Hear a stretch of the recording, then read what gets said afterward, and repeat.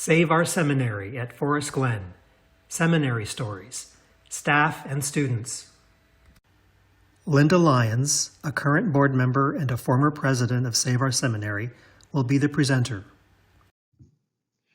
This seminary story is about Eleanore Kendall Pettersen, who attended National Park Seminary from 1930 to 1935, and then went on to pursue a distinguished career in architecture. She was the first woman to open her own practice in her home state of New Jersey, where she supported and mentored many young women who followed her into the profession. Her work is still admired today, and the houses she designed are highly valued and still in demand.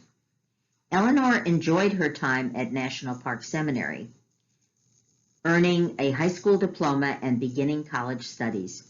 She was active on campus as a class officer, stage actor, sports competitor, and leader of her sorority, Zeta Eta Theta, in the Swiss Chalet. A cheerful note that she wrote in her friend's yearbook, The Acorn, thanked her friend for keeping her awake in geometry class. A surprise, perhaps, when we think about how she spent the rest of her life.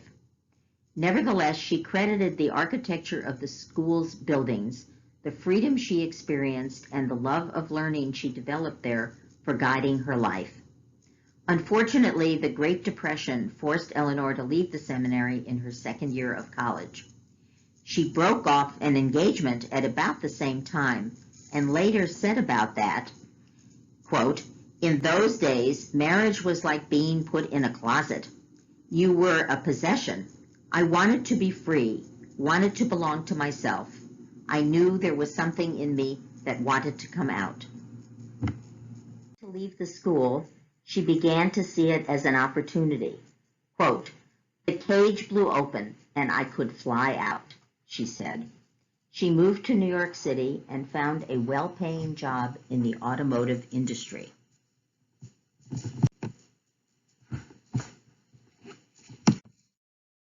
In 1937, Eleanore began night school at the Cooper Union, a private college for the advancement of science and art, planning to study painting. But the Cooper Union required that students learn about all aspects of the arts. She later said about this, quote, "I had a long list of things I wanted to be, and architect was at the bottom. Then I subsequently found out that this was what I had the greatest ability for." So it seems that her fate was sealed, and in 1941, she graduated from the Cooper Union with a certificate in architecture. Seeking to learn more about construction trades, Eleanore wrote to renowned architect Frank Lloyd Wright about an apprenticeship, and she was accepted to work and learn at Wright's studios, Taliesin, Wisconsin, and Taliesin West in Arizona.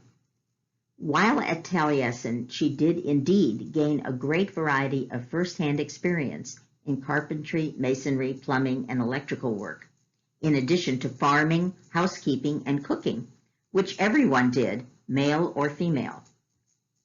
She later said, quote, "If I had not gone to Wright's, I am sure I would have lost the courage to go on. The enormity of the door I had opened to the architecture world would have overwhelmed me. Wright became my architectural father." She was tempted to stay in this supportive environment, but when Eleanore finished her apprenticeship in 1943, she decided to go out into the architecture world on her own. She began with wartime work for the National Defense Research Committee in Princeton, New Jersey, analyzing enemy building structures for bombing purposes. She also designed for Macy's and then worked for 3 years for the Tennessee Valley Authority, designing a wide variety of facilities.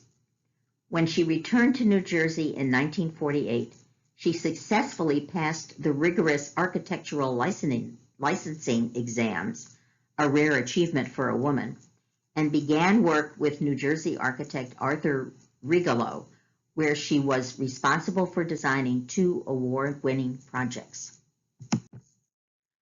But dissatisfied with working for someone else, in 1952, Eleanore purchased a 200-year-old barn in Saddle River, New Jersey, and remodeled it to be her home, with her studio in the former hayloft, thus becoming the only woman architect in New Jersey to have her own office. Over the years, the original barn was expanded and a separate house constructed on the property as the practice grew and thrived, thanks to her professional expertise, acute business sense, and good relations with clients. She was always busy with her projects and was known to work outside, where she had a special spot for outdoor work, and even in her bedroom, where she had a small drafting table.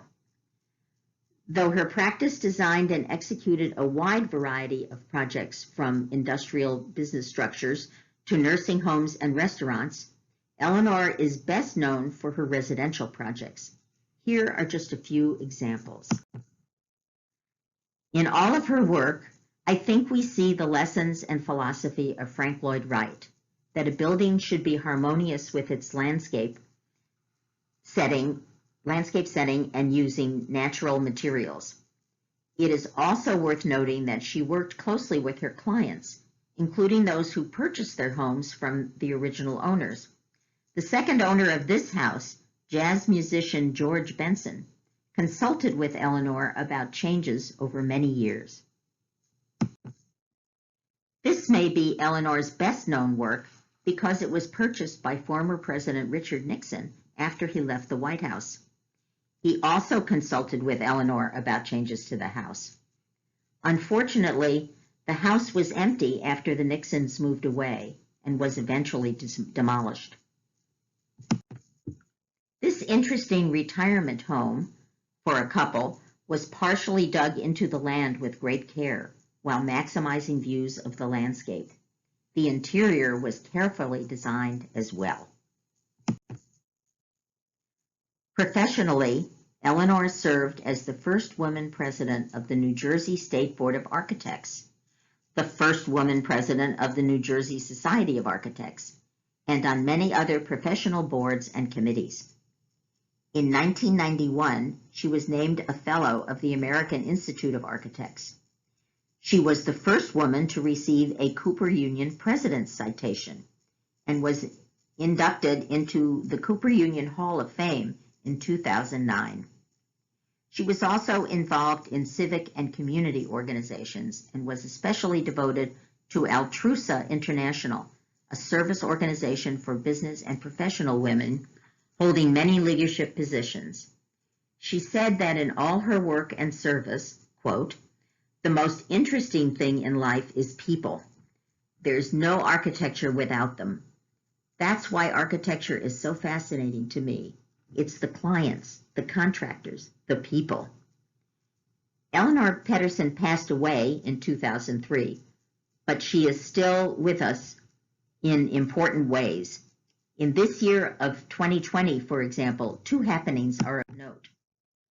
First, the 8th Eleanore Pettersen Lecture at the Cooper Union was presented virtually on April 29th.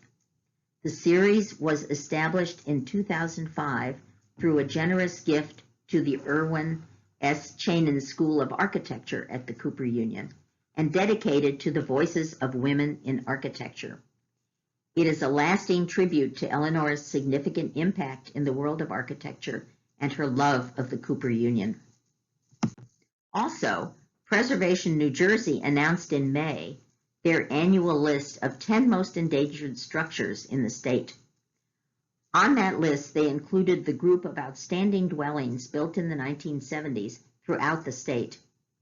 As these buildings reach 50 years of age, they will become eligible for listing in the state and national registers of historic places, and preservationists want to be ready. Highlights from the era, they say, include works from, among others, quote, pioneering female architect Eleanore Pettersen. So we can be reassured that National Park Seminary graduate Eleanore Kendall Pettersen will not be forgotten and that her work and history will inspire many women to follow. Thanks for watching.